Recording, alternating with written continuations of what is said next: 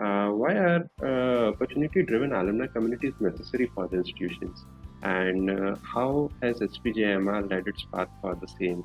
Like, what all initiatives, what is ideology, what are the thoughts on this direction from SPJIMR?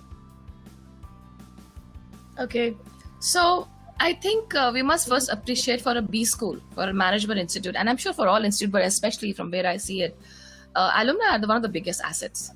Okay, because for two reasons. The first is we do need from them an understanding of where the industry is going, and that's how we need to integrate into our academic, the way our academic, uh, you know, program is running. So, for example, we have something called academic council, where we get senior alumni and of course non-alumni also, thought leaders who come in, and the idea is to kind of test. Now, the good thing is I must say that we are autonomous, so we are able to make changes, right?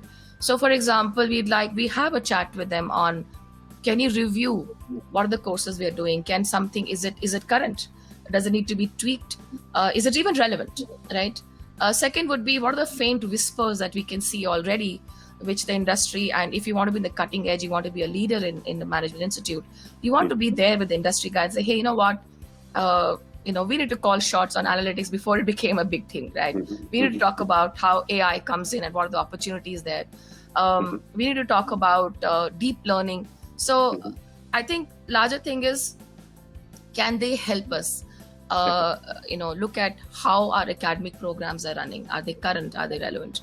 And the third thing is, of course, research opportunities. I think any B school, in fact, our mission statement, and we stand by value-based leadership and influencing practice.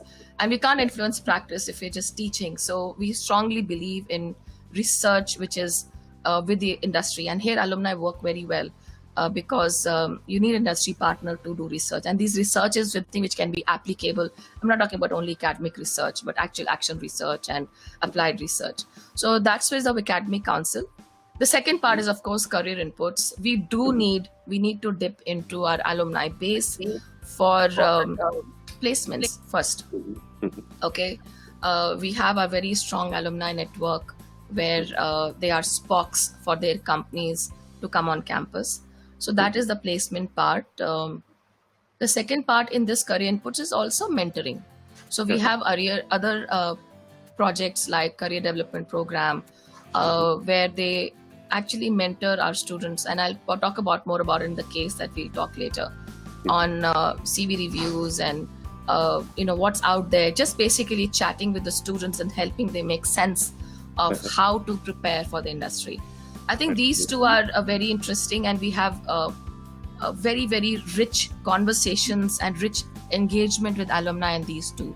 So I thought that will be interesting to share here. Yeah.